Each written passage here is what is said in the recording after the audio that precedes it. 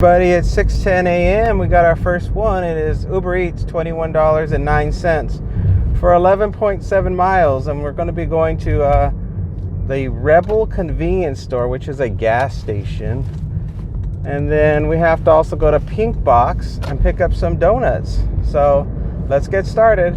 Forgot to charge my primary phone that I'm recording from right now, so it only has it's about 67% charge on it. So hopefully that gets me through the day.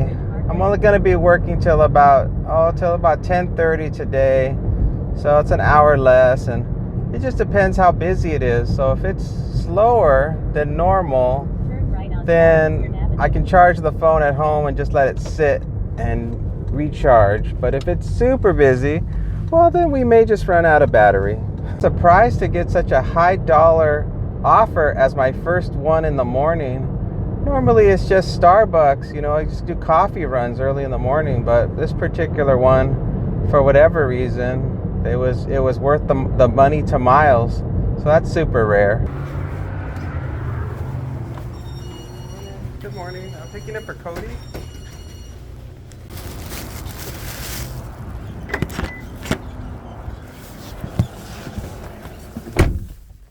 Got the order. It's a really tiny bag and really light. I was expecting it to be heavy, like a bunch of energy drinks or something like that. But no, I'm not even sure what it was. You always have to trust whatever they hand you. Because I'm like, these people do this all the time where they have to get stuff to the person. And it's really hard to argue with the ladies at that gas station. They're very hardcore. They don't mess around. They're like, you don't want to question that they're not doing their job right, because they'll throw attitude at you in 2 seconds. So I can see why it's so light. The person just ordered 5-hour energy shots, extra strength, strawberry banana. So they're really small. He ordered 6 of them. I woke up this morning. I was not feeling 100%. I had a little bit of a sore throat from drinking so many sodas. I just went on a soda binge this week. I was drinking those little Sunkist mini cans. I was having 7-Up, and then of course I was having like cherry Coke, and all that sugar really messes up with my upper respiratory system, and I starts to give me a scratchy throat.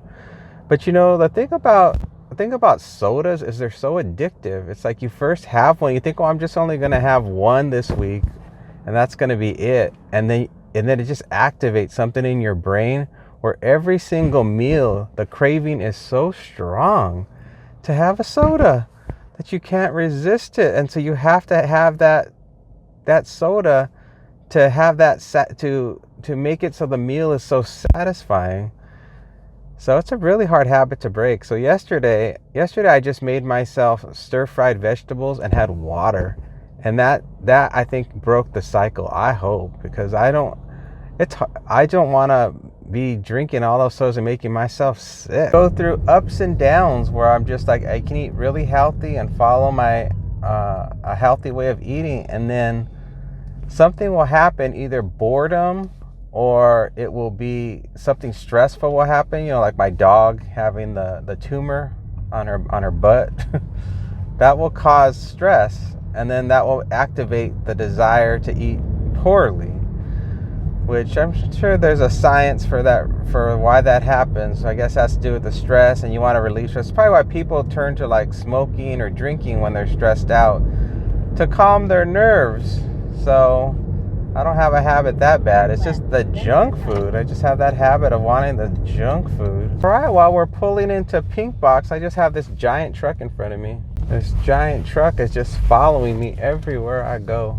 Oh, I think that's the end of that. I think he's done being in my way. And now we're pulling into our donut place, where hopefully the ladies today got their act together here in Pink Box, and they're going to be able to help me right away. We'll see.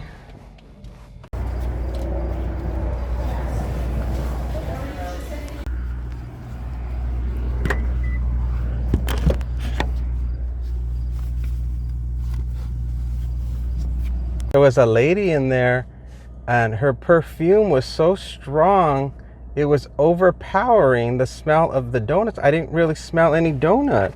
All I could smell was her perfume. All right, first one is going to be a house, 4.6 miles from here, 9 minutes. No need to ring the doorbell, and it's the one for Pink Box. Let's go. Some people, they don't realize how much perfume they spray on, just depending on the bottle. I think it just has to do with the bottle. Some bottles, the perfume just comes gushing out.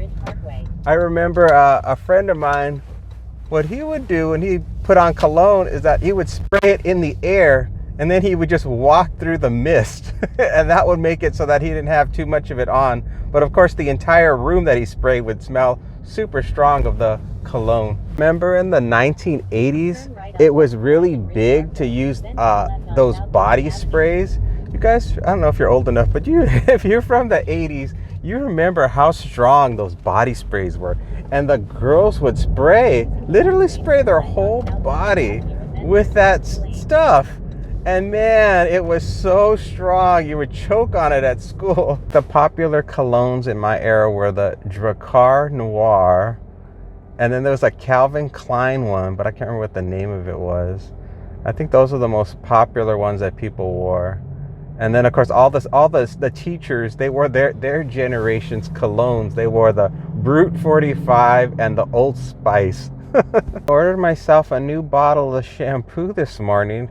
My other one is getting low, and I always order like a real giant bottle so that way, it lasts a long time. And then when it finally runs out, I want to get something different. So, you go online and there are so many different types of shampoos, and the prices are so wildly different from each other. I mean, you could spend $50 on a bottle of shampoo, or you could spend $2 on a bottle of shampoo. So the prices are really crazy. So I just went to my Sam's Club app, and I think I ordered something. It was like a Pantene something or other. I don't know. I didn't want to get something too cheap because, when you get old, your hair is already starting to fall out by the handful, and it's already getting, so frail that you want to make sure you at least get something that's going to keep it moisturized so it just hangs on for dear life. Whenever I get these double orders, I always wonder which one is paying the bigger tip.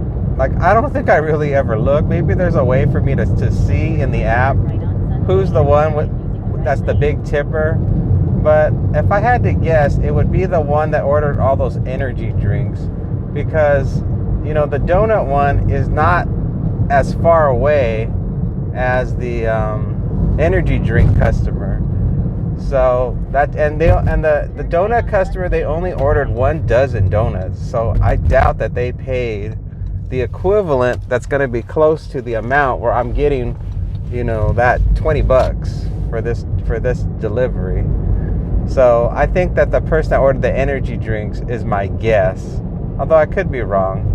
Maybe I'll look at the end of the day and see if I can figure out who was the big tipper. I don't know if it even really matters who was the big tipper, because ultimately it's just like, it's a job, so you just get it done. And even if you realize, okay, well, this is the person who was the big tipper, what difference does it make to me? I mean, it's not like I can do marketing to that big tip customer and be like, hey guy, next time call my service and I'll come and deliver to you all the time. There's absolutely nothing I can do with the information that's going to be to my advantage of even knowing that that particular customer was the big tipper. As for the bad tipper, I could know that particular house, I'd be like, oh, this is the house that always tips really badly. I mean, but that's ridiculous too, because that's just making it a negative experience every time you deliver to that particular house. So that wouldn't be pleasant either to even care about. The weather's really nice today. It's currently 72 degrees at 6:34 a.m. and there's no wind at all. It's just perfectly still. And it's sunny with a little bit of clouds, so it looks like it's going to be a nice day. It's going to be a house on the left somewhere over here, if I can get the sun out of my eyes so I could see. Getting closer. Yeah, here it is. I'll just stop right here, put my hazards on. They can go around.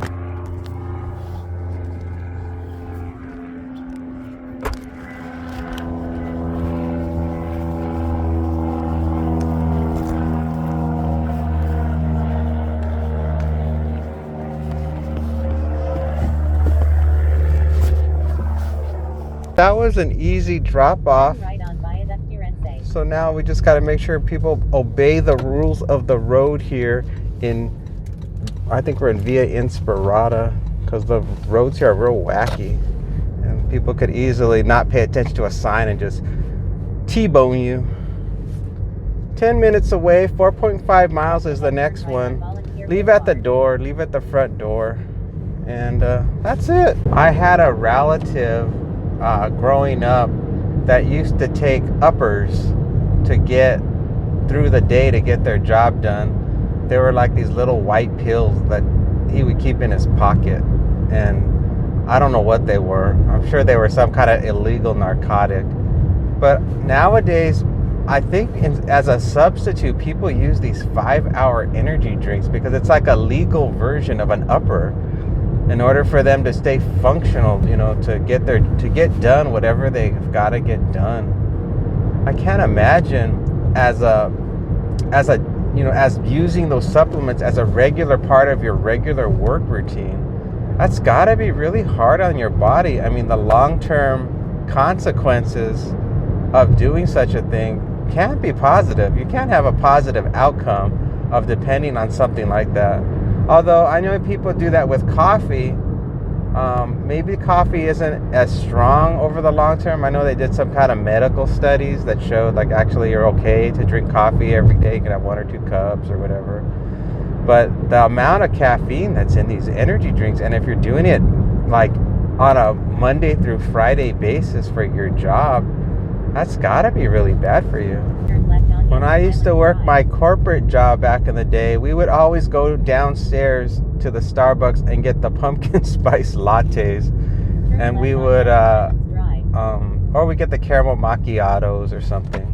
That was the drinks to get back in the day.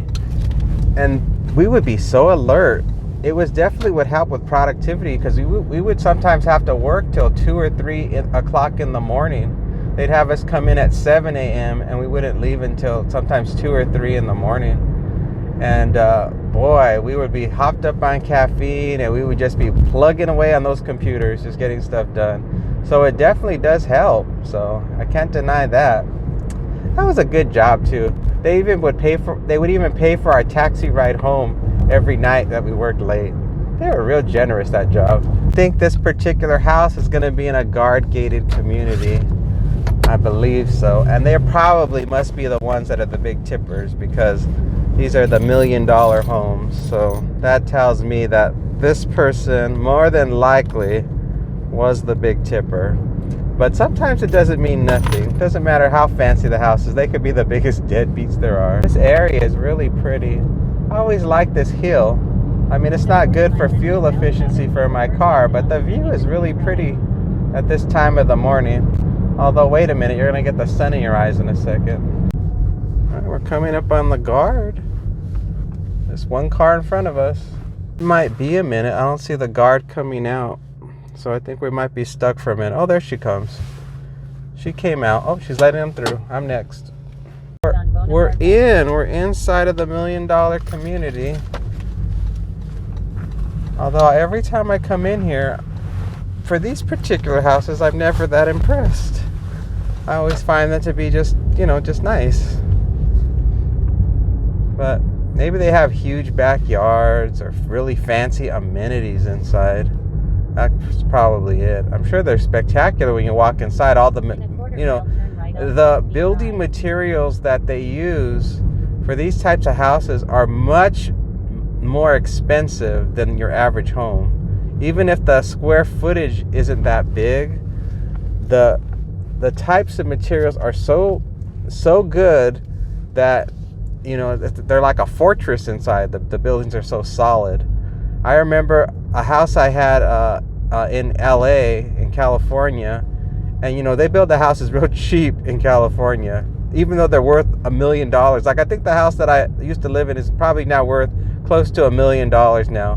But the walls were so paper thin, and when the wind blew, the house felt like it was moving back and forth. It was so cheap. But that's California for you. Although I'm sure it would survive in an earthquake because they have to have that up to standards. All right, it's coming up down here on the left. Drop off on the left. I know, I'm looking for it. Let's see. I think it's this house here on the left. Let's see. I don't see the address yet. Yeah, there it is. Okay, I see the address. Let me just turn around. There's a lady walking her dog, and I didn't want her giving me the stare down. She'll probably be like, "What are you doing in this neighborhood?" All right, we're here.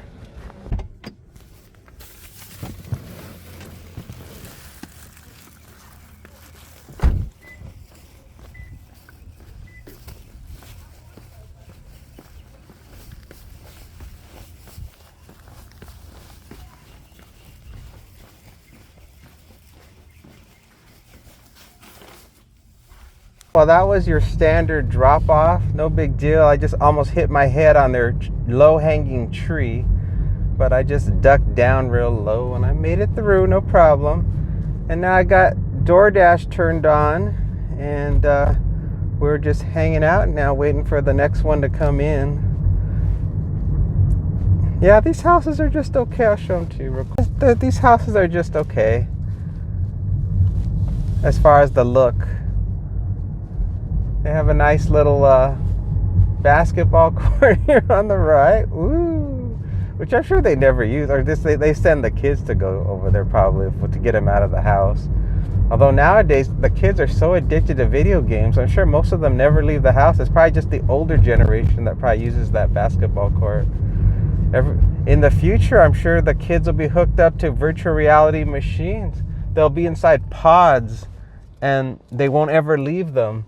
The kids won't have any muscle tissue on them at all, except for the electrodes they put to them to stimulate their muscles, so they'll still be able to walk when they're done living inside the virtual bubble that they'll live inside of.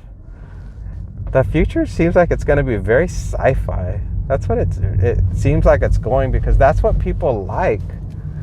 People are just addicted to technology so severely. I think that the thing that we're all addicted to right now is social media, because we want to keep up with what's going on in the world.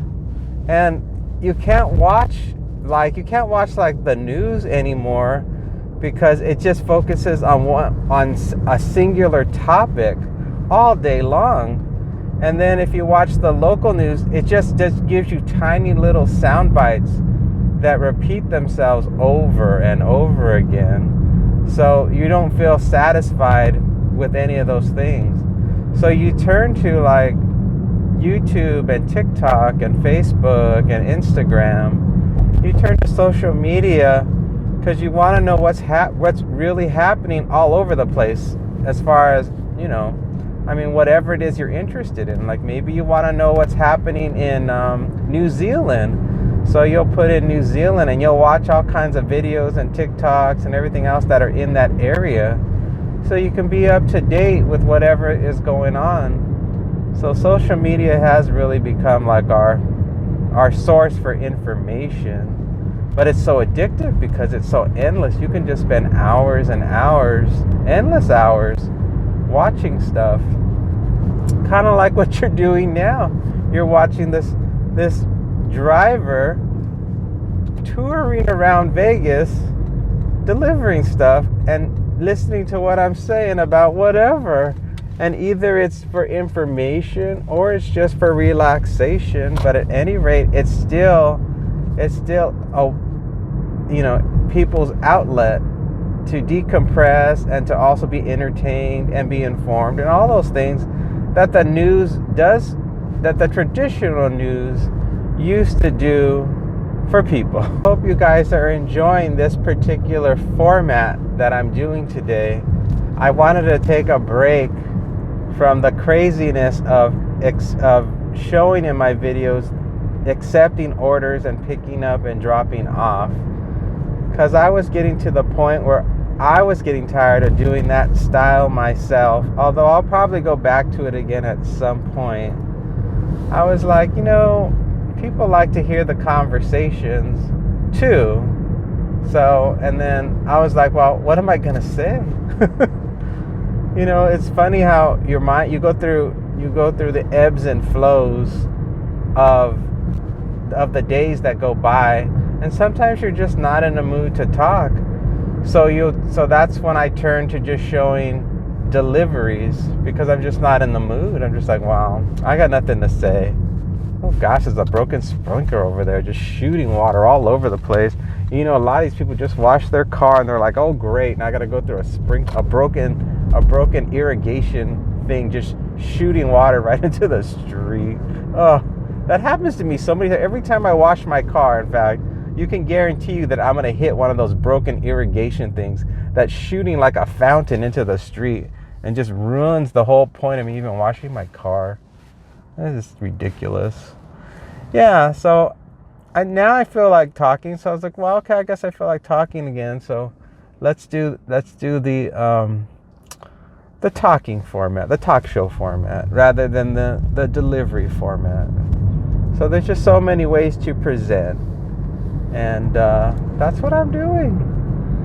So, and then I always worry that the video is going to be too long. I'm like, oh great, now this video is going to be like 20 hours long. It's going to be like a marathon of just me talking about absolutely nothing. But people just are like, well, no, I like hearing what you're saying about stuff. I'm like, okay, I'll just keep talking about something, whatever I can think to say. I need to wash my car. Looking around, it's dirty. The windows are dirty. I always at least try to clean the windows, at least. And then when the car starts to look really filthy, then I'll give it the full washover. I didn't have my usual chia seeds and peppermint tea this morning. I felt hot this morning. Like if the house felt warmer than normal.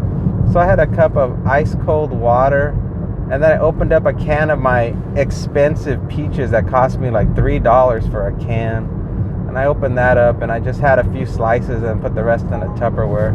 Oh, something's coming in. $12.08 for 8.1 miles. It's too low. It's supposed to be over 13. So that's a no. So yeah, so I just had that this morning. I just wanted to like have something kind of a cool down meal. Not even a meal, a cool down snack. And then I did that. And then I woke up late. I woke up at about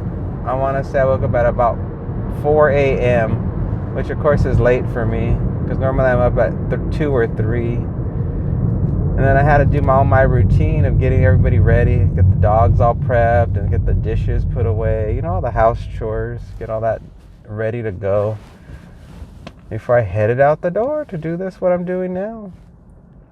But I got it all done somehow. I got most of it done. You can never get it all done. There's always something you're like, oh great, I got to take care of that later.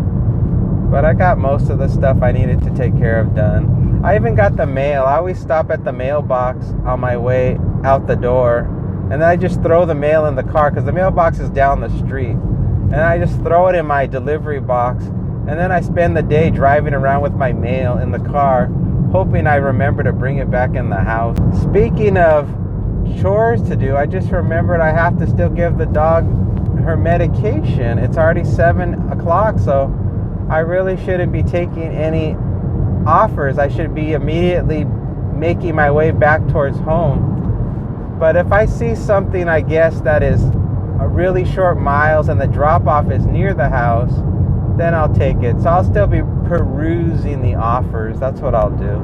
I'll peruse with my filter on in my mind that the drop-offs have to be near home, so I can give the dog her liquid medication. My dog's doing just fine. Her energy's fine, and she's the only thing I notice about her is that she kind of walks a little bit weird. I'm sure she has some discomfort back there. So she walks a little bit weird, but her mood is fine. Her temperament's fine, and her eating's fine, and she's going to the bathroom. And yeah, I try not to worry too much about her, but you know, anything that involves tumors is, especially if it's in an important area. Like, it's one thing if a tumor's like, you know, on the shoulder or near the chest area, you know, someplace where it's not like near the mouth or where they breathe or where they poop, then you worry, because you're like, well, that area can't be blocked because that could cause serious problems. Whereas a lot of those other kinds of tumors, they're ugly to look at, but they're just hanging there. You know what I mean? And as long as they're not cancerous, they're not going to spread. They're just a growth. So I don't know. She's going to be going in real soon, and they'll because right now the steps are what we're doing now, and then the next steps will be for them to actually see if it's shrunk at all with the antibiotics, because they're thinking maybe it's just inflammation, but it doesn't look like inflammation. So, but in about a week she'll go back and they'll take a look, and they'll probably have to do some type of biopsy or whatever, or blood work, I think they said, to see if there's anything abnormal with her blood. This is a crazy road right here. All the people in Anthem have to merge into this single twisting, turning road.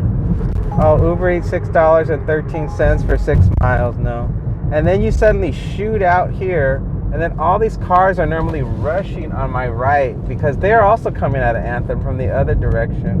And then I've got to get over to the right and battle all these cars normally.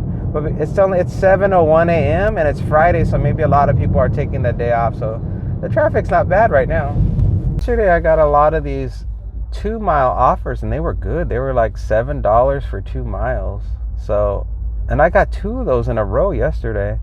So there is a strong possibility that before I get home, I could get something like that. So under 2 miles, if it's under 2 miles, I'll take it, because that'll still keep me in the area close to home, so that even if it takes a long time, I can message the family back home and let them know that I'm running a little late, and they'll be like, okay, and they'll adjust the feeding schedule appropriately. It's crazy how when you have animals, they really control your schedule. I mean, I don't even like to travel far from home because of the animals. And it's funny how when I think back as a kid, I think we just treat our animals different in this day and age. Like, I treat them more like they're children than I do than animals. And I remember as a kid, my parents didn't treat the animals like that. The animals were just treated like they were just accessories. I mean, they tried to make sure they were not left out in the cold and stuff like that. But I don't think they thought of them nearly as much as we do today. And even when I remember talking to my grandma about how they treated animals back then, they wouldn't even let the dogs in the house in her time, because they said all animals belong outside. So I can't even imagine leaving my dogs outside. That would be ridiculous. I barely let them out as it is because of the sun is so strong here in Vegas. I worry about them getting sun damage because the sun is so strong here. So it's just, I guess, just nowadays, if you're a pet owner, you're much more attentive to your animals. And I don't know how I could get any more attentive than I am now. UberEats $5.45, 5.1 miles. No, I can't imagine being more attentive to them now. They practically take over the entire house. It's like they're like the kings of the castle when they're in that house. Offer come in, it was $10 for 5 miles, but the drop off was way over on the other side of the freeway, like 5 miles from here. I wouldn't be home for the longest time, and it's only $10. Notice in my videos I'm wearing the same shirts over and over again. I'm sure that's true of most guys. It's like if the shirt is clean, we just throw it on. It's like we don't care about coordinating our clothes or anything like that. So basically, I just grabbed the first shirt that's on top of the pile.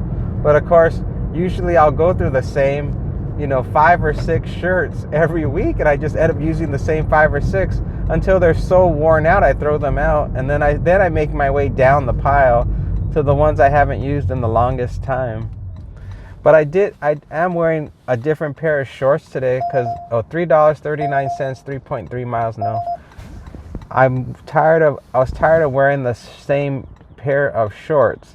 If you notice with guys, we wear like the same shorts over and over again. I don't know why that is. Like, I could wear the same shorts all week long, and I'm just like, whatever. But the same shirt, no, I can't wear the same shirt. That's a guy thing. Guys can wear the same shorts or the same pair of jeans until they're filthy and gross, and we don't care. As long as we have a clean pair of underwear, we don't care. But women, they won't do that. Women won't wear the same pair of shorts all week long. They will change. 7:49 a.m. We're going to not McDonald's. We're going to 7-Eleven. We're gonna get $5 for just 1.8 miles. Let's get over there and do it. I gave my dog the medication, so she's good to go, and she'll be good for till tomorrow. So she's all set. And then I guess some relatives wanted some ancestry information, and I'm the gatekeeper of the family tree. So I started giving them all the information that they needed for their family members that they were curious about. And they're lucky. Their ancestry goes real far back, like all the way back to like before America even started. And then for my side of the family, the ancestry doesn't go that far back because of all the problems that minorities had during that time. Hello. Great. Awesome. Thank you. Thank you too.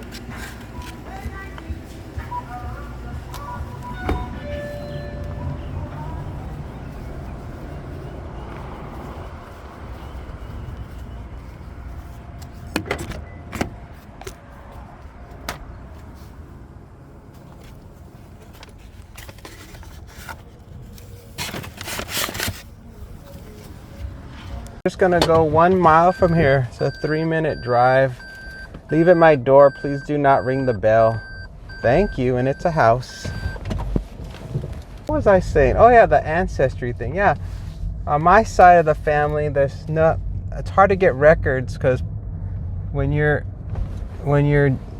Japanese, most of the ancestry records would not be kept the same, and even the naming conventions, of course, because Japanese language is done in different types of characters. I think it's called kanji, I'm not sure. So that information is very difficult to get, especially if you don't speak Japanese, which I don't. So that would be very difficult to get information. So all my information that I have for my ancestry, it goes back to around, I think it goes back to around the 1800s, which is still pretty good. That's pretty far back. It doesn't go far back to the time of, like George Washington and King, like the 15, like King Henry VIII and all that stuff. It doesn't go that far back because I don't have access to that information. Just information from the time that the ancestors that are on the Japanese side came to the United States. So that would have been in the early 1900s, but then of course they were born in the 1800s. So at least I got that information. And then on my mom's side, they're Mexican, so that's difficult because there was a lot of problems at that time with the Mexican-American War, and most of the ancestors are from New Mexico, and then New Mexico was not a part of the United States. It was actually a part of Mexico, and then it got transitioned over. And then there was a lot of, because they're like part Native American, so there's a lot of violence and death and disease, and so records are just lost. And then of course Native American people didn't keep traditional records that were kept by Western people, so all that stuff is lost in time. I think it's gonna be this house coming up on the right. Let's see, it's this 2 more houses down. Here it is. Here it is. Let's do it.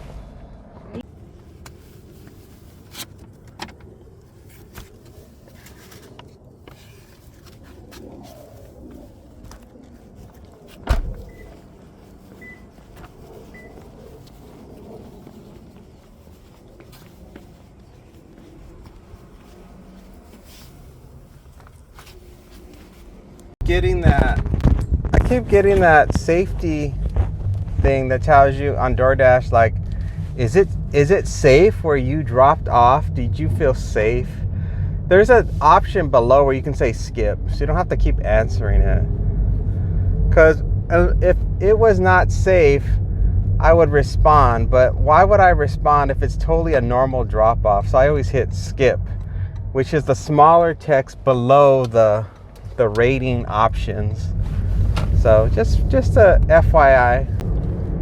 Yeah, so for the ancestry thing, I can't go very far back on the Mexican side. There's too much stuff that occurred that creates the problem. You know, so much happened that I can't go into, but it's a lot. It's a lot, and it explains it explains a lot. It explains a lot of struggles we've had as a family, all our challenges. Here we go. Oh, did I turn on? Yeah, I did. I turned on. So yeah, so I got that information to the family member because I guess they wanted to get, I don't know, they want to get citizenship or something. I don't know. They were telling me the story. I can't remember all the details exactly, but so I was helping the other family member get that information over to the other family member. So I was getting all that transitioned. So that was a little activity I was doing today, which was different. I was like, oh, somebody actually cares, because I'm really into ancestry.com. So I'm really into like the history of my background. Let's see. So I got a DoorDash. It's $7 for 5 miles. I'm not gonna take it.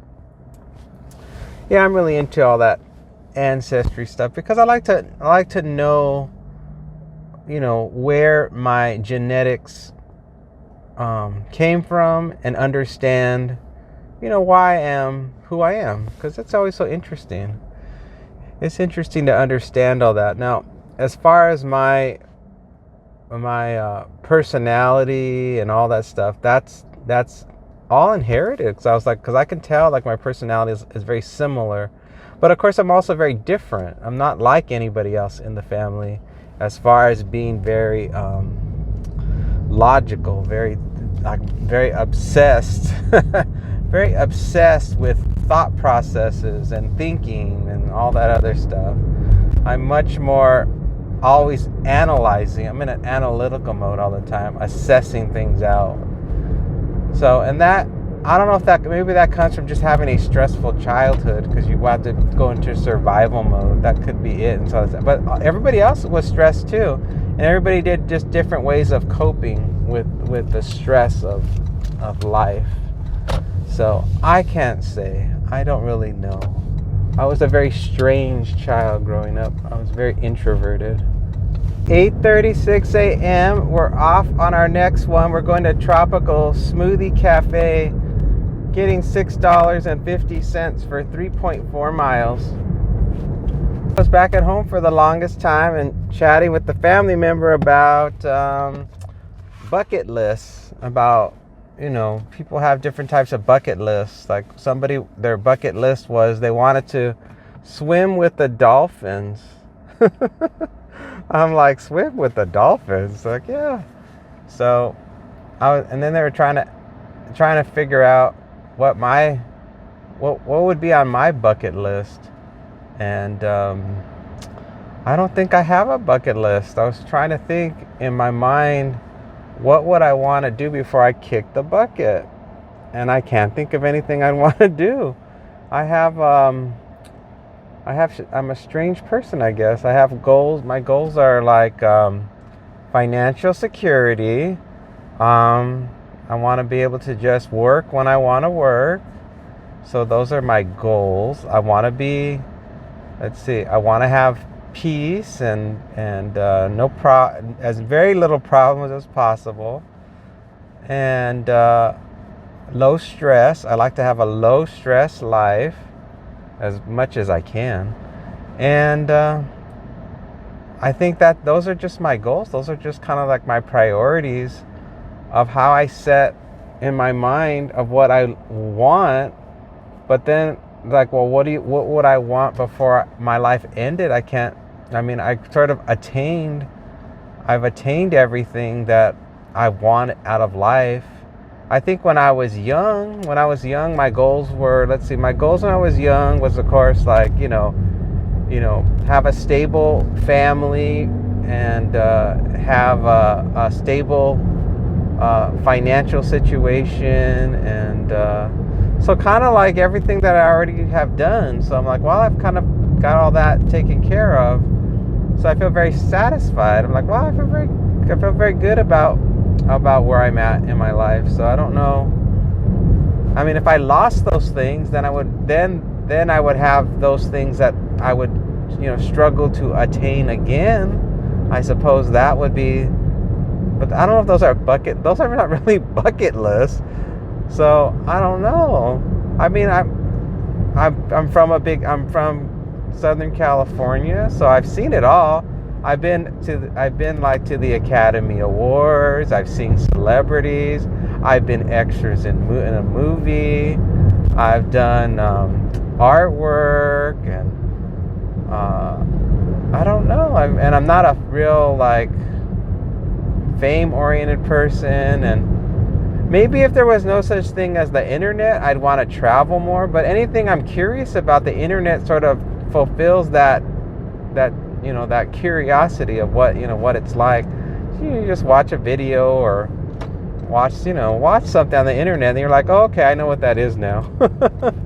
But and I'm not a real athletic person, so I'm not like, oh, I want to climb Mount Everest. All right, we're here at Tropical Smoothie. Let's get it.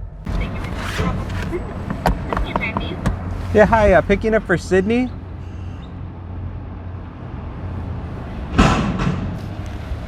That's your snack for you right now. I'll have you window. All right, thank you.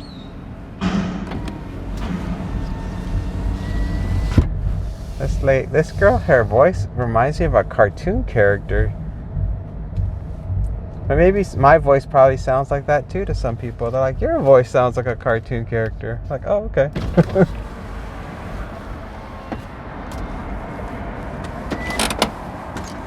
Did you say for Sydney or Britt? For Sydney? For Sydney, we're working on that right now. Okay, no problem. I guess they misunderstood Sydney from Brooke. I don't know how you could confuse Sydney and Brooke. Those names don't even sound similar. There. I let DoorDash know that the order's still being prepared. So now we're in waiting mode, and I always have a hard time thinking about what to say when I have the anticipation of the food at any moment popping through the window. I guess I'm not a good multitasker. This is why I get more easily stressed. It's because the moment I have too many things to juggle, I get stressed out. So I like to keep things nice and simple. I like to be on one track at a time, not when there's too many things going on. I'm sure most people are like that, but life doesn't give you an option sometimes, so you just gotta do what you gotta do to get it done. Let's see, this person ordered just one drink. It's a peanut butter banana crunch flatbread. So it's not even a drink, it's just a food item. So I guess I don't have to expect a bunch of drinks coming through my window, so that's good news. I'm always shocked when people order on these delivery apps just one simple little thing, and they have to pay all this money for it. It's not cheap to do these delivery things. It's always mystifying to me. I think I must use these delivery apps for myself, like maybe once a year. I might use these delivery apps. Now I use Amazon. I order from Amazon like almost every day. And then Sam's Club, about once every 2 or 3 months, I'll order stuff from Sam's Club. But that's different from delivery, because you know that those services you've already paid into, so the shipping is free and you don't tip anybody. The stuff just comes. But for these types of situations where you immediately need something and you've got to apply a tip and there's a delivery fee, and that's expensive. I don't really understand, you know, why this service exists. I mean, I'm glad the service exists because, you know, it gives me some extra income, which I appreciate. I always appreciate extra income any way I could get it. But I don't understand from the customer's point of view, like what drives them to use this service. The only thing I can think of is maybe people that, you know, they just had a baby, like something suddenly happened in their lives and they're just so stressed and have so little free time. You know, they have a newborn at home and they're breastfeeding and, you know, they got all kinds of stuff that they have to manage. And maybe that would be the reason why you would use it, because you just have absolutely no free time because of a major life event has occurred. Maybe there's a death in the family. Someone's very sick. But I don't think people do that. I think for the most part, a lot of these people, they're just hanging out at home. And they suddenly crave a Starbucks. Like, oh, I just crave a coffee. And they hit the button. So it's bizarre to me that people would do such a thing. Oh, awesome. Thank you so much. Thank you too. Yeah, like this person, I'm sure, is just sitting at home and they just craving it. They suddenly got an urge for this delectable little treat. Or actually, oh no, it's not a person at home. It's somebody at the office. So somebody at work is working on their computer or doing something, and they're like, oh, I'm not going to have time today to go out for lunch. So they have decided that they're going to order from DoorDash and have the food delivered to them, which is strange to me that you would spend all that money. Because I'm trying to think, if I was in a work situation and I knew I had a job where I had to be at the office, and you know that you have a very demanding job, I would be bringing my own food to work. I would be like, okay, I'm just going to pack up my little cooler, throw some things into it, and then they're just there at my desk and I can munch while I'm at the office. So, but that's just me, because I guess I'm a bit of a tightwad, I guess. But these things are not cheap. So this person's probably spending a minimum of $20 for this tiny little sandwich that they got. So go figure people. I guess some people are just more. There's some people in the world that are spenders, and then there are people who are savers. And so I was born a saver. I've always been a saver. I've never been a spender. So that's probably what it is. So we're headed off 1.7 miles from here. It's a 5-minute drive. It's a leave at the door. And we're just going to drop it off, I guess, at a reception area inside the business building. This guy popped up on my YouTube homepage, and I guess he's not going to make YouTube videos anymore because he feels like he's said everything he's needed to say in his videos that he's done over the past 6 years. And he's only 25 years old, but I guess he's very financially successful. And he has over 1 million followers or something like that. And I guess he's doing really good. So he feels like there's nothing left to be said that he has not already said. And of course, he's going to leave his account active for people to learn from his financial videos. But he feels like there's nothing else he can contribute at the moment, and he wants to focus more on the next stage of his life, which is more personal, more like on relationships, having a family, children, getting married, all that stuff.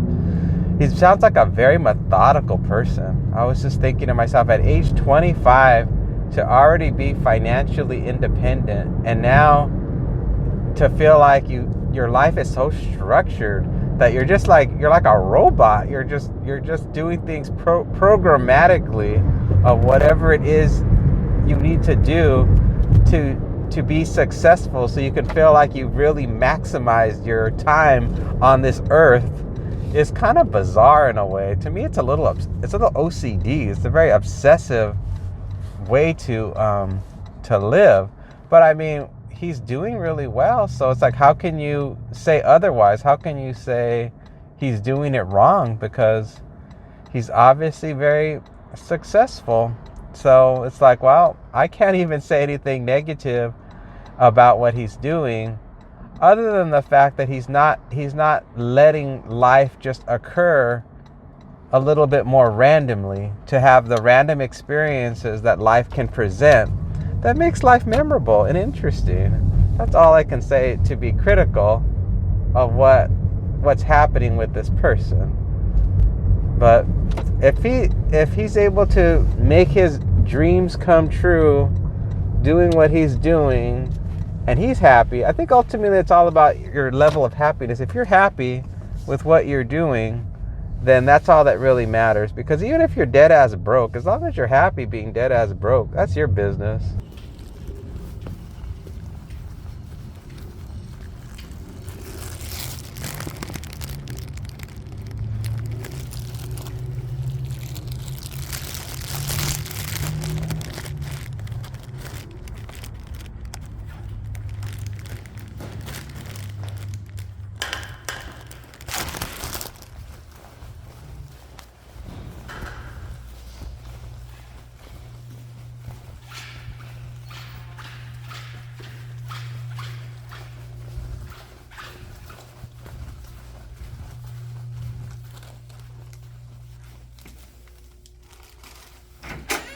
Well, that went just fine. A man suddenly popped out when I was just going to leave it at the door because $7 for 6 miles. No.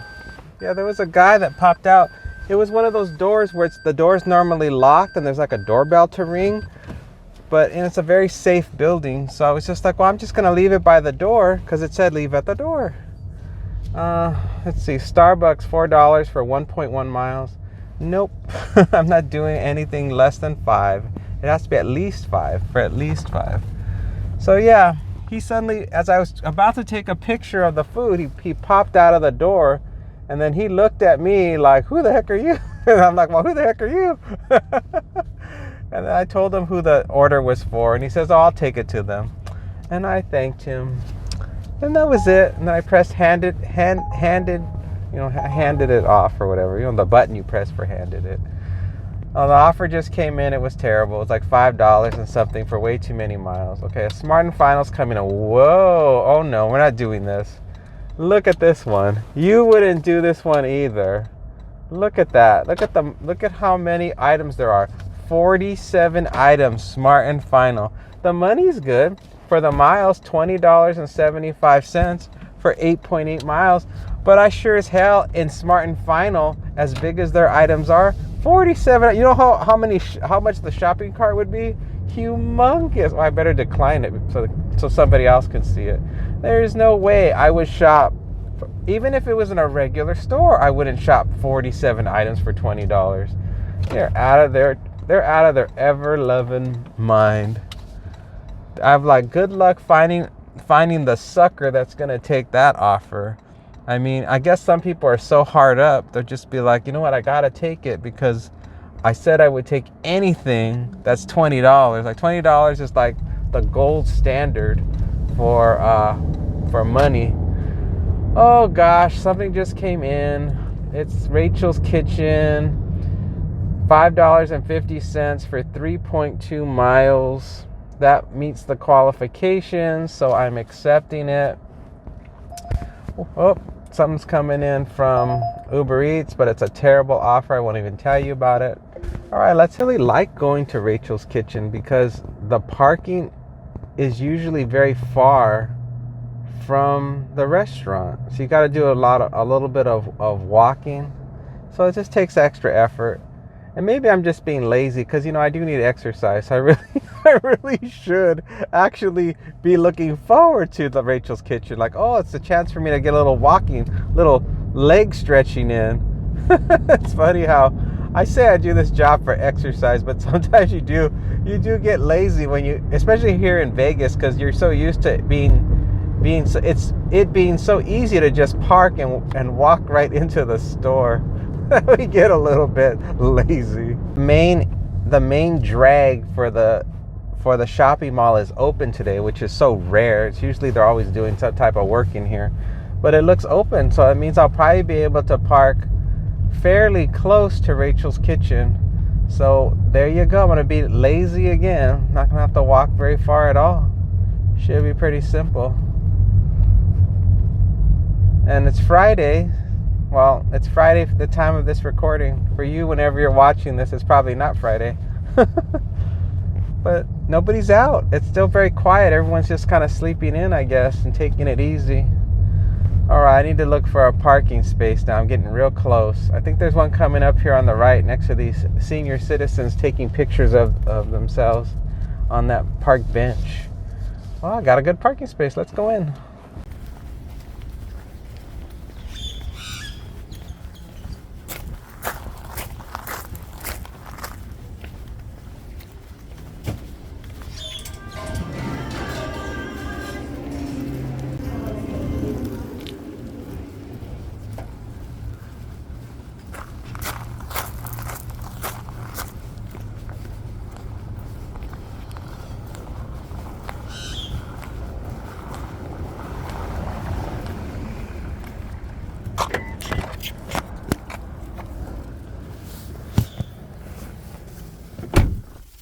I got a bunch of rocks stuck in my shoes. I really shouldn't have walked on those rocks, but I was just trying to get to the car in the shortest amount of time possible, and now I'm paying for it with rocks in the grooves of my shoes.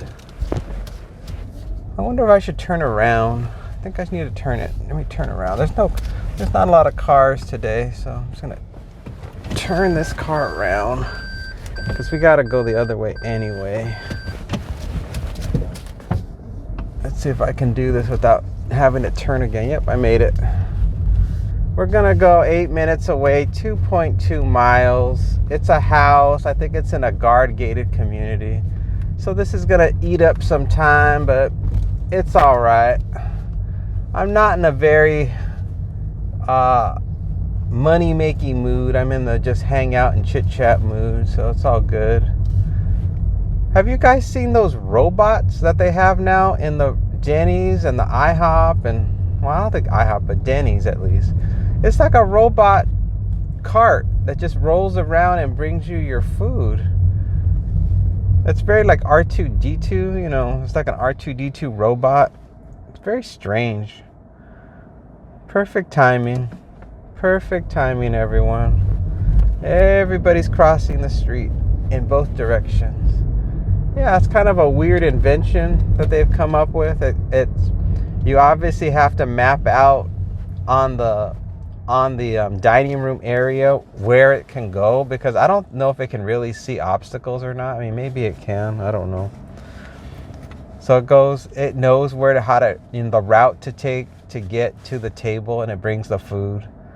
It's not very personable, because when it arrives, you know your food is just on this thing that's just on wheels, and it's just traveling from the kitchen to your table, and there's actually no monitoring of your food as it's traveling. So let's say there's like bugs in the air.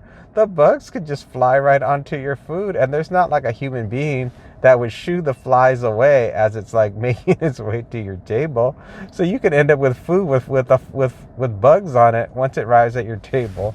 So that, I mean, it probably doesn't happen because the restaurants are clean. So I don't think there's that type of risk. But if it was like at some more open air place, I don't know if I would want one of those robots bringing me the food, because I mean, unless it's like covered in some type of lid or something, because it could have like stuff landing on it, and there's nobody to shoo the bugs away from the food. So So I wouldn't like that. Oh, this person. It's called yield guy. You're supposed to yield, not me.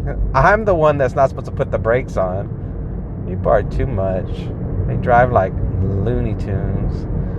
And so they have those robots, and they're kind of weird. But I guess maybe that it's a way to save money, you know, so you don't have to hire another employee. Because I don't think there's a labor shortage anymore. You know, back when the pandemic, there was like a labor shortage. So it made sense that they had these different types of technology to help deal with these problems that they were having, because they couldn't find people that wanted to work in these food service jobs. But I don't think that's the case anymore. So they don't really need them, but I think since they have them now, they go, we paid for it, so we're going to use it. And then it does save them money, and it allows the human workers to do other things. All right, here we are at another guard-gated community. Just got to be patient again. Wait our turn. Hopefully these people enjoy their food. I'm always so glad when I go to Rachel's Kitchen and they don't order a smoothie. God, I hate when they order a smoothie. Oh, it's our turn next. The guard was on the phone when I pulled up, and he was still on the phone when he handed me back my ID. I don't think he even heard a word I said. I think that phone call was just so important that he had to be dealing with it, whatever it was. I don't know what it was about. And so he didn't know where I was going. He didn't know. He's just like, just go. He must have recognized me. That's what it is. I don't want to get anybody in trouble. I don't want to get the guard in trouble. He's a nice guy. So I won't say anything. But we're in the community. This beautiful community. And we're on our way. I'm just glad we didn't have to wait, because sometimes we have to wait a long time at other guard-gated communities. We have to wait a long time, and we don't appreciate that. But at this community, the guard does an excellent job. I give him 5 stars. He is the best guard there is. He needs a raise and a promotion, I say. Raise and a promotion. Oh, God.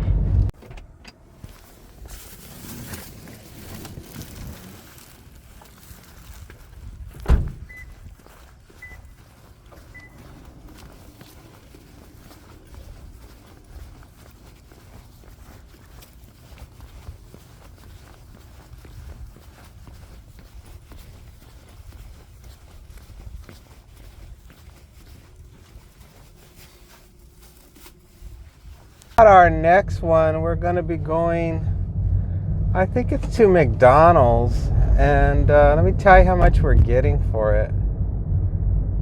We're going to be getting $6 for 2.7 miles. Let's go to McDonald's. This job, you really got to be on your toes at all times.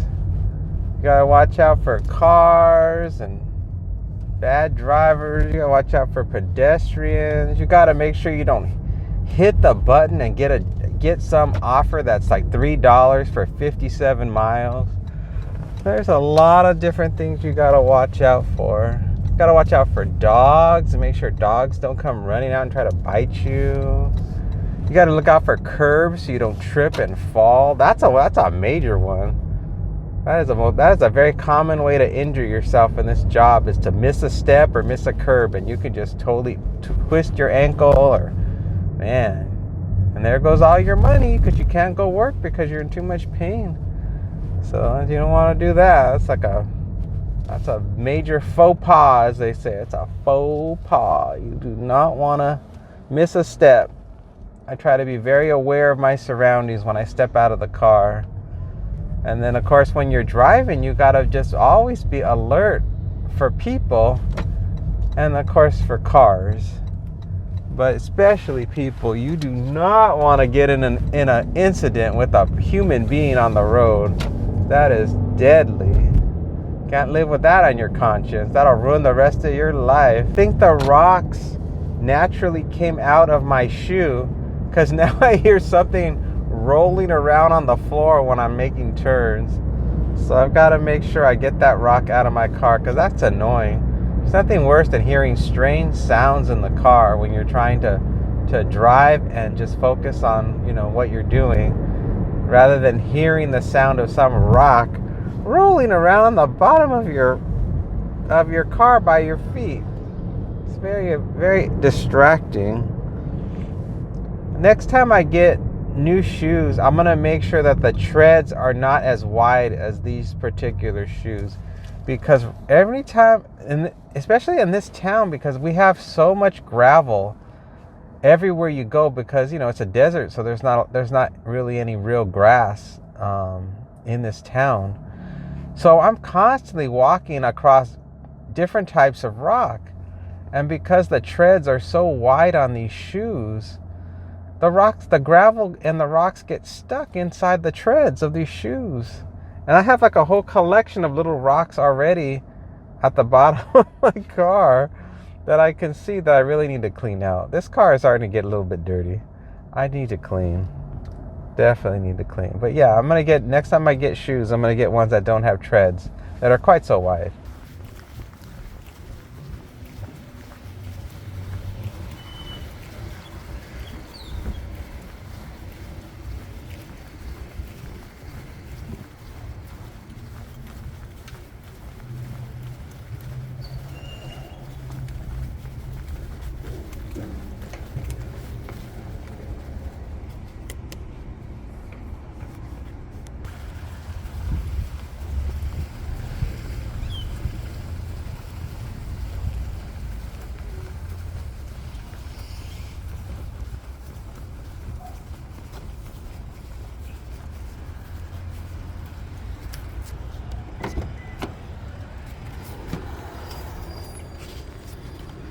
Right, it looks like we're gonna be going to a house, and it's handed to me. I was there for quite a while waiting. They're doing a lot of construction over here still. And the traffic here is not friendly. There's definitely a lot of traffic. And so I try to park where it makes the most sense, because where the door is to get into that place is not an easy accessible door with all these construction workers. And this lady in the Mercedes is driving like a total jackass. All right, well, she's gone. Moving on, let's go. It's gonna be 6 minutes, 1.8 miles. Well, it looks like we're going to another guard-gated community, just based upon my knowledge of this neighborhood, since I've been driving here for quite some time. And I seem to visit the same places and go to the same drop-offs. Some people in the comments are always worried like I'm going to get in trouble. They're like, you're going to get in trouble because these people are not going to appreciate you coming to the filming in front of their houses. And I don't know, I'm having problems yet. So I guess I'll cross that bridge when I come to it, I guess. I don't think I film anything that's divulging anything too critical to people's lives. I think the most important thing I always try to do is I just try to keep the camera low.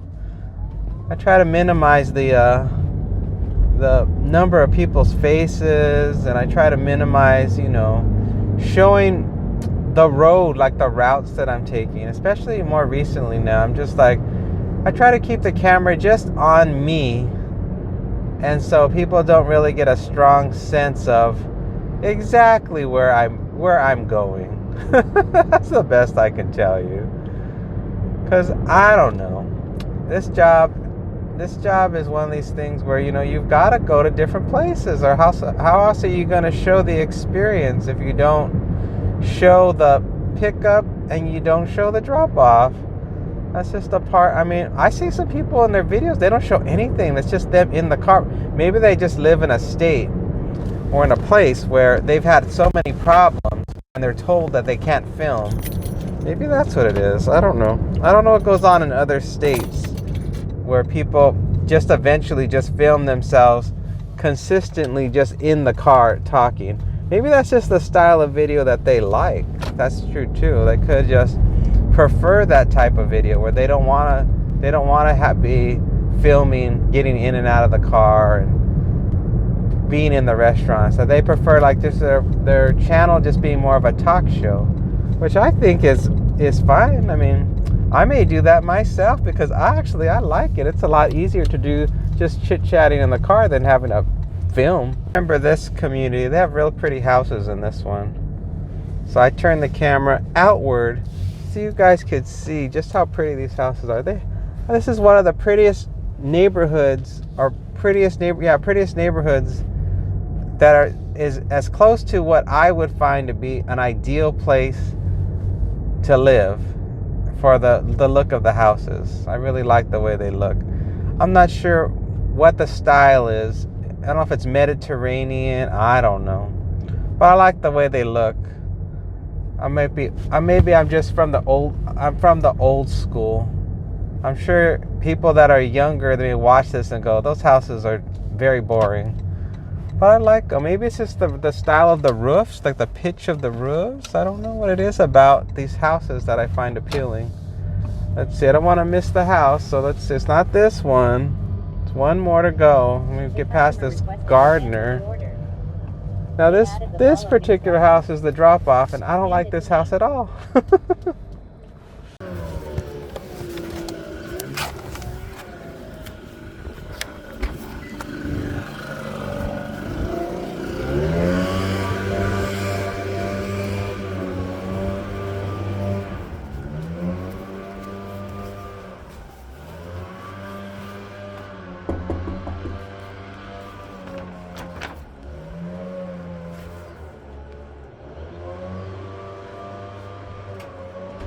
Hello, here you go. Thank you. Have a good day. Thank you too. That worked out just fine. The person showed up to the door promptly, and they were very polite and courteous, and they wished me a good day. So that was a successful delivery. You can't get a better delivery than that. The only thing that would have made it better if it was a prettier house. If it had been a little bit prettier than what we had seen before. Do I turn here?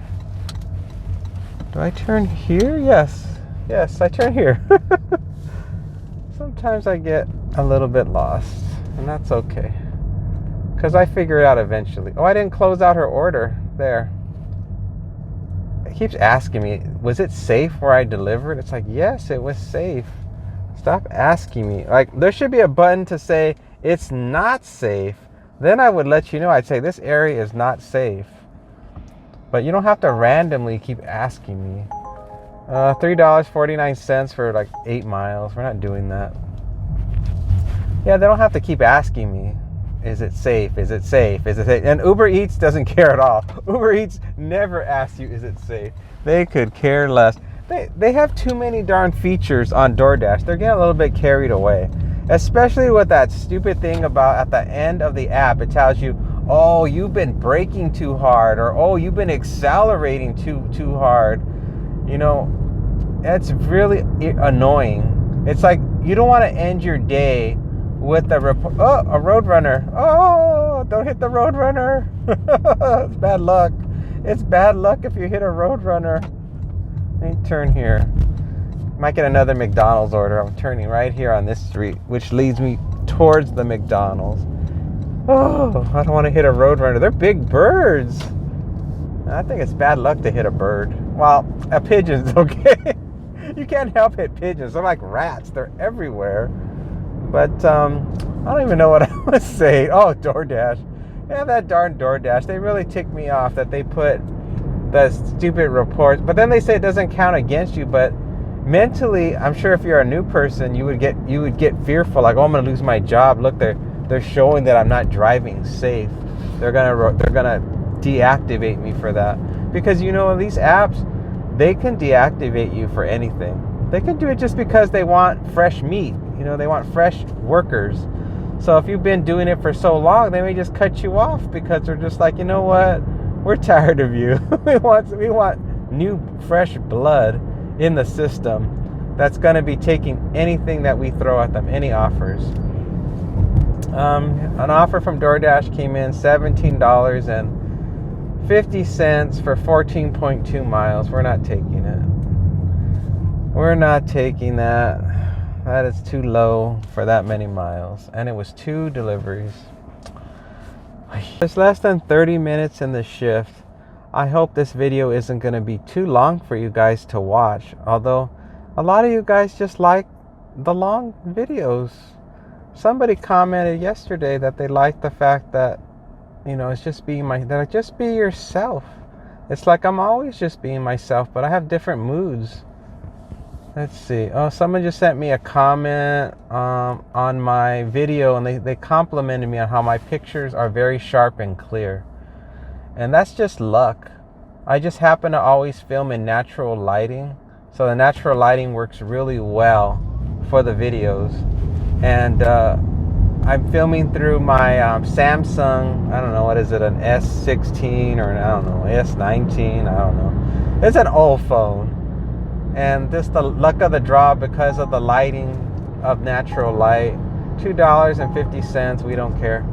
So because of that, that's why the video looks nice and crisp. And then I do a little bit of adjusting in the actual program to make it even more sharp after that. And that helps to really emphasize the crispness of the video. So I'm glad people appreciate that, because I think that's also a part of the reason what makes the videos pleasant to watch is that you're watching something that looks high definition, very, very clear. So I try to aim for that.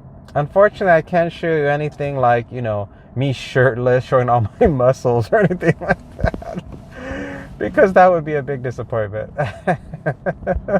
And that's for other channels. You said some channels, my God, they're half naked on some of these channels, you know, because that's their selling point, is that they got these young nubile bodies to show on camera, and that gets them the views. So my only thing that I can do is I can attract other delivery drivers to my channel as we all commiserate together on the difficulties that this job presents to us. And then, of course, for those people that like to watch delivery channels and feel like they're exploring the city, those are the kinds of viewers I attract on my channel. Not the ones that those young folk with the hot bods. They attract a whole different demographic. There's 20 minutes left in the day, so we're probably only gonna do just one more delivery, and that's gonna be it. And then I'm just gonna go home and I'm gonna have lunch, and then I gotta go on the computer and do some kind of computer thing for a family member and get that taken care of. And then tomorrow's a short day, because tomorrow's my shopping day, so I'm gonna be doing grocery shopping tomorrow. I gotta put gas in the car, I gotta do my Walmart run, and then I'll start doing delivering, but then I only deliver until about 11:30, so it'll be a short day tomorrow. And this is Memorial Day weekend for me. You guys, when you watch this, Memorial Day will have long since passed. It'll probably be I don't know, the middle of the following month when you see this video. That's the thing. Like, I think today's video, I think it's a Mother's Day video. So all my videos are like 12 days in the past when you guys see them. So a lot of people don't like that, but I don't know. Maybe eventually I'll just make it where they all just catch up. I'll just take some time off and they'll catch up. I don't know. I thought maybe the algorithm would appreciate that I consistently put videos out every day. But sometimes I think the algorithm actually does not like it if the videos are not continuously hitting their metrics, meaning they're not getting the same number of views that they historically feel I should be hitting. So therefore the videos get punished. They're like, oh no, we're not going to distribute this video out because we're starting to smell some skunk in these videos. $7.20 for 7.7 miles. No, these videos are starting to stink, and so we're not going to distribute them based on the metrics that you're not hitting your metrics. So that tells us this particular video is a ball of poop. So that could be it too. But I don't know. when I make these videos, it's just part of the routine, I tell myself, because I don't know, I'm not a guru of YouTube. I am an amateur YouTube person, and I figure over time, if I keep doing it, I'll figure out on my own what is, good content for myself, as far as, what I do. Because, there's a very $13.09 from UberEats for 9 miles. No, they're $1 short. Sorry. They're $1 short. I should have accepted it, because now that I think about it, I'm using an old cheat sheet that wants $1.65 per mile. So maybe I should have accepted it. Oh, that's okay. It doesn't matter. Another offer is always around the corner, so it's nothing to worry about. But yeah, I just keep making videos as when I want. I like to do them every day right now. And if I get tired of doing them every day, then I won't do them every day. That's just what I'm just gonna be doing. And then maybe someday YouTube will be like, you're banned because you're making just too many terrible videos and nobody wants to watch them. That would be hilarious if I actually finally get that message. Instead of getting banned for inappropriate or copyright materials, it's like, your videos are just too damn boring. A lot of walkers in this town, where people love to just walk for exercise. And I noticed that when it comes to men will always be walking with their wife or with their partner and nobody else. But women, when they walk like in gaggles, in flocks. There'll be multiple women walking, sometimes 4, 5, sometimes 6, 10, 12, tons of women all walking together. And it must have to do with just women are just more, it's more culturally acceptable for women to do that type of thing. And for men, not. It's not. Oh, something just came in. It is a CVS to shop for 5 items for 1.6 miles, and it is $8. I think I'm gonna take that, because that will end my day. So let's go ahead and get that one going. That sort of meets the minimum requirements, and it meets my requirements for being close to home, because I like it when the last delivery is just close to home, so I can just drop it off and then just pop back home. You know what I mean? There's nothing better than having your last delivery being near home. It just makes it so much more simple to deal with than those orders where you're far away from home, and then you've got to just dead mile, all the way back home. Sometimes 20 minutes you got to drive to get back home. When I used to do Uber and drive people, sometimes I would be as far away as like 45 minutes to almost an hour from home, because the last person it would be so random, and you're new at doing it, so you're not sure how to work the app, so you're just accepting any old thing. And so I would end up in the most awful places, so far from home at the end of my shift, that I would be stuck in traffic just trying to get back home. So, but you learn real quick. You learn real quick. You always learn from your mistakes, and you learn real quick what not to do with these apps. When I first started doing Uber and driving people, the apps would not tell you where you were going. They were so limited in what they would tell you, and they did it on purpose. They just wanted you to work. So as I recall, the app would only tell you a dollar amount. As I recall, it was a dollar amount and how far away the passenger was to pick up. And that's all it would tell you. It wouldn't tell you anything. It wouldn't tell you what direction you were going in. It wouldn't tell you where you were taking them to. There would be no map.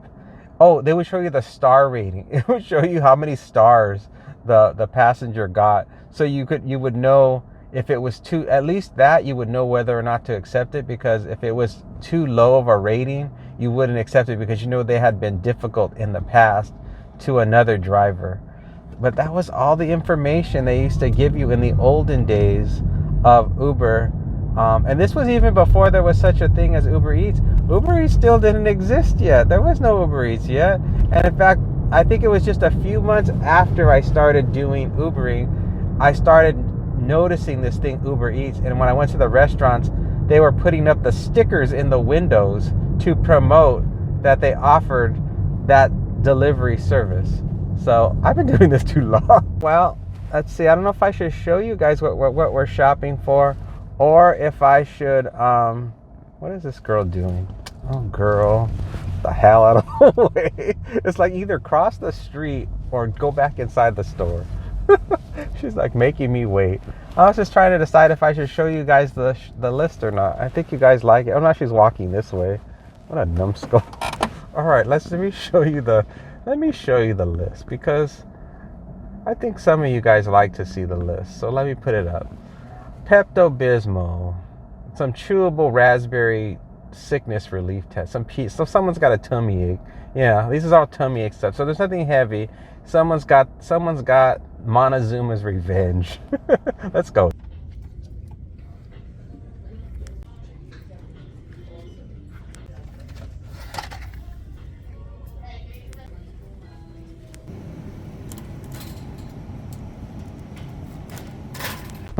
All right, well, the shopping is all done. Let me just tie a knot in this bag so the stuff doesn't go rolling out when I drop it off. And the only difficult thing we had was the motion sickness tablet she wanted. They didn't have. She wanted like some kind of raspberry flavored chewable tablets. They didn't have them. And so I tried to get her just the plain ones that had the flavorless ones. She was not having that. She's like, nope, I do not want that. So I'm like, okay, what do you want? So she said, you know, show me what they have is pretty much what she said. Show me. She must be from Missouri. She must be from the show me state. So I had to show her. So I showed her what her options were, and I think that she was happy with something that she saw. There was like a couple, there's like 2 or 3 of them that were Dramamine brand. And so after I showed her those, her response was, get the Dramamine. So I just randomly got a Dramamine. I'm like, if you're not going to specify which one of the 3 Dramamines I just sent you, it's like I'm just going to pick one at random, because maybe you don't care, but I'm not going to get into a long conversation with you over this $8 order that I've got. So I picked her out something, I think it was orange flavored chewable Dramamine. And then as I was checking out of the CVS, there was a girl next to me, and she was just a customer, and she was scanning stuff, and there was a worker there, you know, guiding her along to finish the transaction. And the customer and this girl was probably like, she looked like she was in her 20s. And so she tells the cashier, thanks for your help. I've never used one of these self-checkout machines before. I almost did a double take.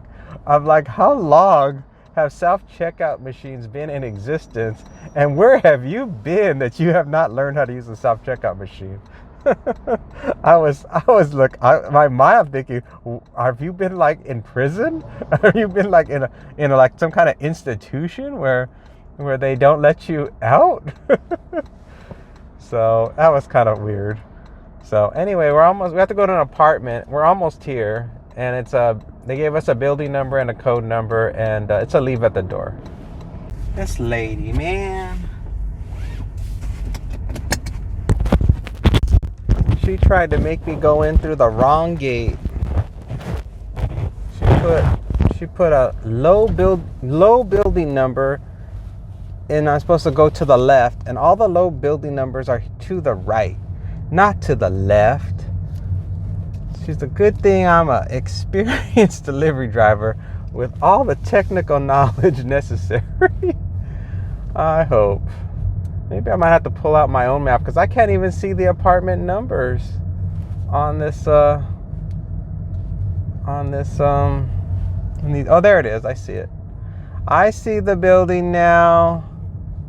I guess I'll park. Oh, let's see. I guess I'll park over here because it's one of these buildings that's really long. It could be on either side. Oh, it's a gamble. Let's see. I told myself I'd always start on the left and then work my way around the building to the right. So that's what I'm going to do.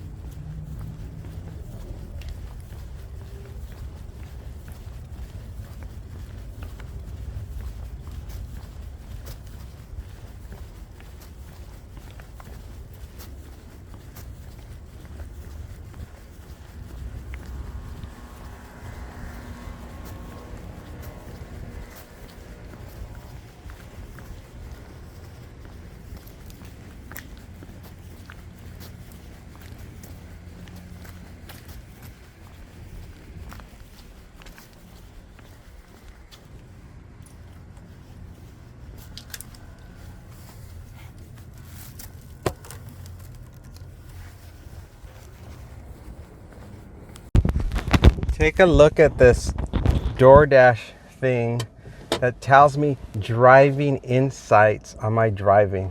They have the nerve to say that I hard braked 2 times and I rapidly accelerated through 3 times. This is ridiculous. I've just been in total cruise control this entire day. I have not been in a rush, not one bit. I don't think this thing is accurate at all, number one. And number two, it does not give the driver any sense that they are doing a good job or a bad job in their driving. It just creates a complete, all it does is it upsets the driver. It's just one more thing that makes them feel like they are just doing something wrong. It's like, oh, I'm just a bad driver, I guess, huh? So it's not done in a positive way, and I don't see how this helps to drive any more safely than we already are. So I'm not a real proponent of this feature that they put into the DoorDash app. It is all negative to me. It's a negative. Like, even if it's all green, it doesn't make you feel good. It just makes you feel like, well, okay, everything's fine. And then when it does red, then it makes you feel like you did something bad. So I don't think it's a good feature that they put in there, especially if they want to recruit people and get people to keep using their app. I think they do a lot of things that make the drivers feel like they are a prisoner of the DoorDash app, rather than it being a pleasant experience. The most pleasant experience I have right now is with Uber. UberEats just makes it like, you know what, you're your own boss. Just do your thing. You know what, here's the assignment and good luck. That's it. And I think that's the best way for them to be, is to not put undue psychological duress on the contractor. That's what I think they should. That's my opinion. Well, at any rate, the show is at the end. Everybody take a look. This is how much money we made, and you know, all the good stuff. This is the part of the show that people want to know if I did good or not, and I don't know. I won't know till I get home, but you guys now know. You can see it on the screen. And I ultimately, you know, it wasn't really a full day today. It was a partial day, and I think I'm missing about an hour more of work. So, but it's fine. It's always good. So thank you guys for watching the show, and I hope you guys enjoyed this episode. It was more of a chit chat episode. So I hope you enjoyed that, and I'll probably be doing a lot more of these now, because why not? If people like them and it's less work for me, I will chit chat until the cows come home. Have a good one, everybody. I'll see you on the next one. Bye.